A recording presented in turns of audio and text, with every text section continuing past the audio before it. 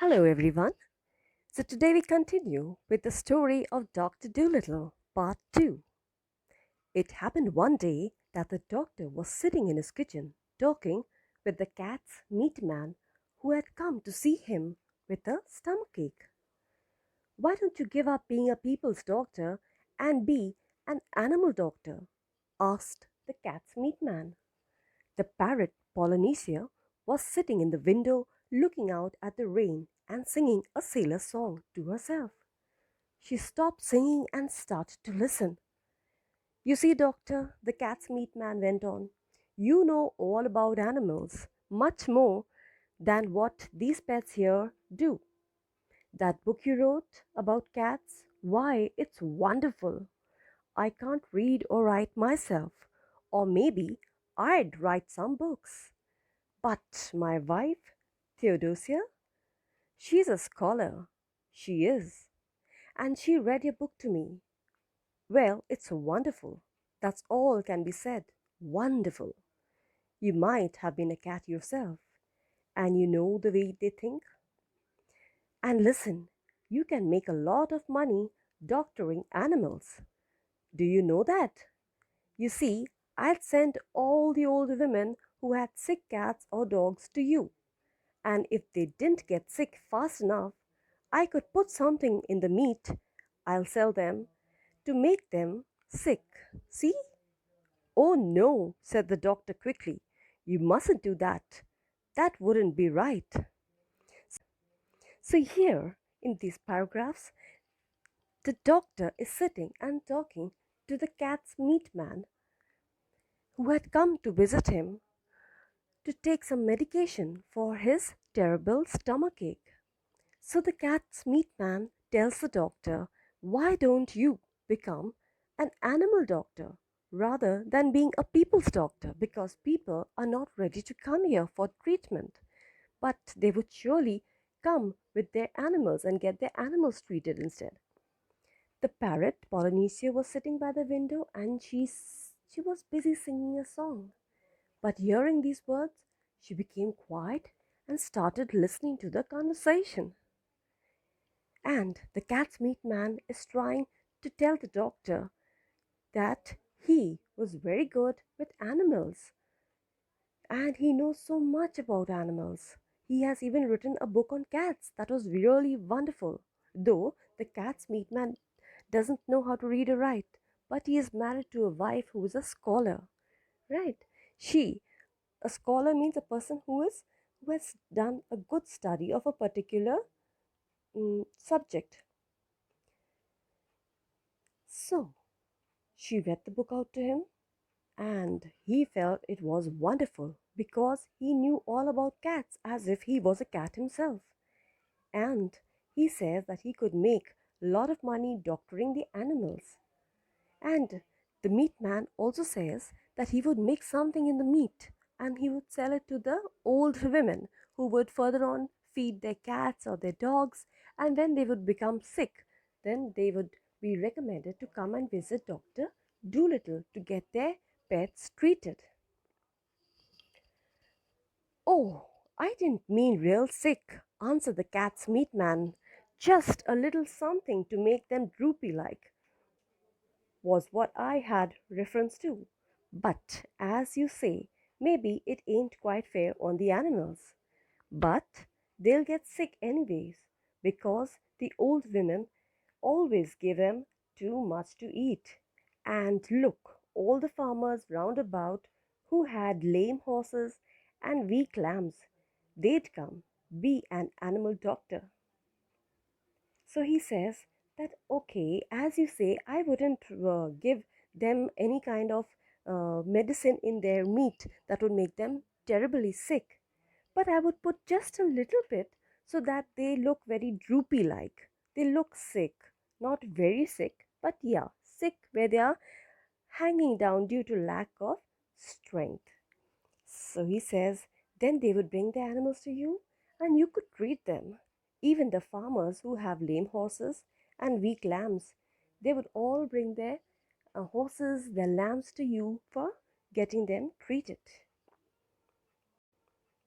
When the cat's meat man had gone, The parrot flew off the window onto the doctor's table and said, "That man's got sense. That's what you ought to do. Be an animal doctor. Give the silly people up. If they haven't brains enough to see you're the best doctor in the world, take care of the animals instead. They'll soon find out. Be an animal doctor." So the parrot, Polynesia, she comes down to the doctor and starts chatting with him and tells him that the meat man is a very sensible guy. He has given a very good suggestion. And if the people of this town don't value you as being a very good doctor, maybe if you take care of the animals, they would then realize that you are such a wonderful doctor. So what, even if you're an animal doctor?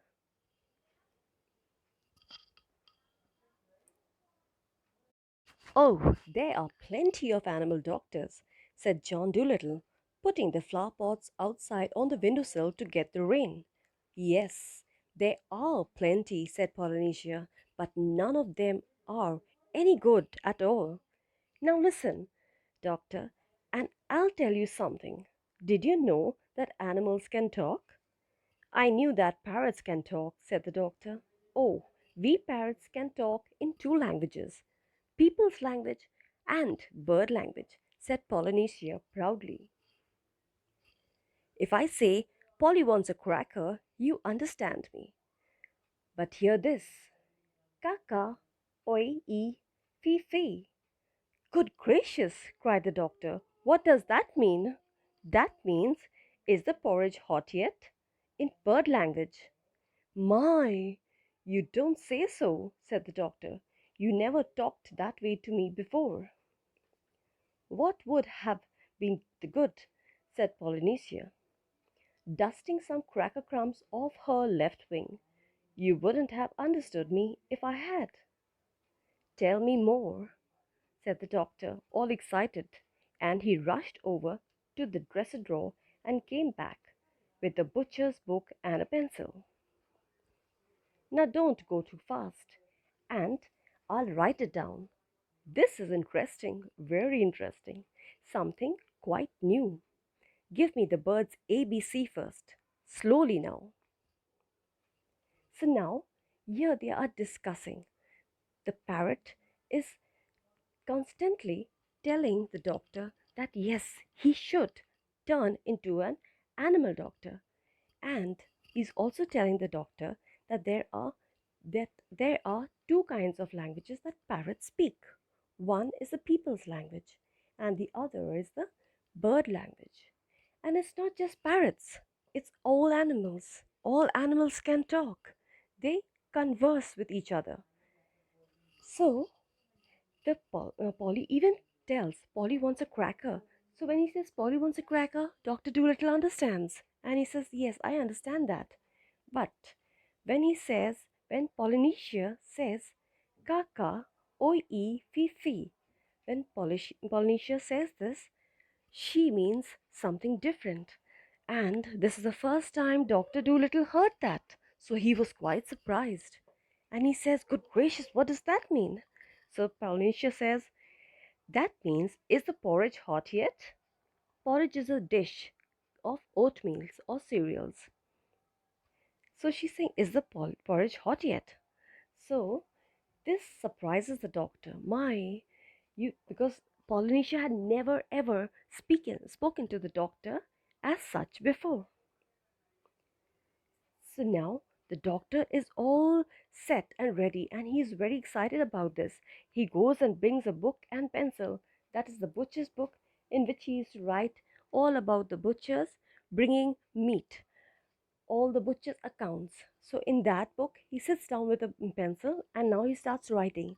He tells Polynesia to start telling me the ABC of the bird language. So he's all set and geared up now. He's going to learn the animal language, and he's all set and ready to change and turn into an animal doctor.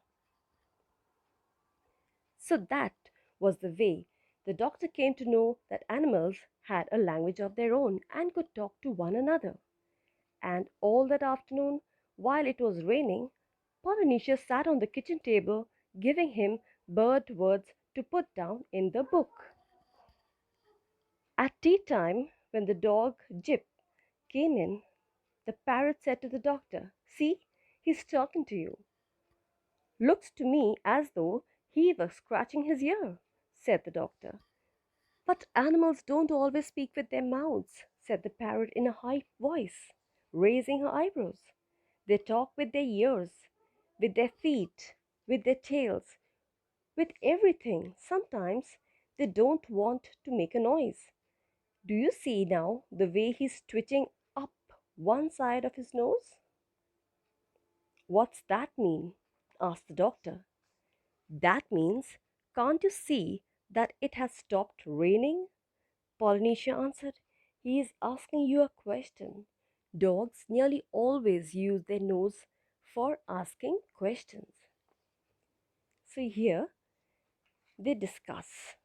And then, when Polynesia tells the doctor ABC of the languages of their various animals, the doctor is busy writing them all down in his book. So at tea time, Jip enters and he is busy scratching his ear. So Polynesia tells the doctor that this is also a way of telling you something. So the doctor was surprised. He says, "Yeah, he's just scratching his ear." He said, "No, he's scratching his ear also and he's twitching up one side of his nose.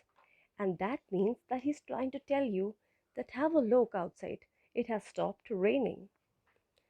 After a while, with the parrot's help, the doctor got to learn the language of animals so well that he could talk to them himself and understand everything they said. Then he gave up being a people's doctor altogether. As soon as the cat's meat man had told everyone that John Dolittle was going to become an animal doctor, old ladies began to bring him their pets, pugs, and poodles who had eaten too much cake. The farmers came many miles to show him sick cows and sheep. So finally, after a while, with the parrot's help, the doctor learns many languages of the animals, all different languages, and he starts talking to them. He understands them so well. And the cat's meat man goes around town spreading the news that John Dolittle has now become an animal doctor. So, hearing this, the old ladies were so happy that there is an animal doctor in town who would take care of their pet pugs and poodles who generally they feed so much of cake that they fall sick. And even the farmers were very happy, and from miles they would come to him to show him their sick cows and sheep. Well, my dear students, that is the story of Dr. Dolittle. I hope you all enjoyed it a lot.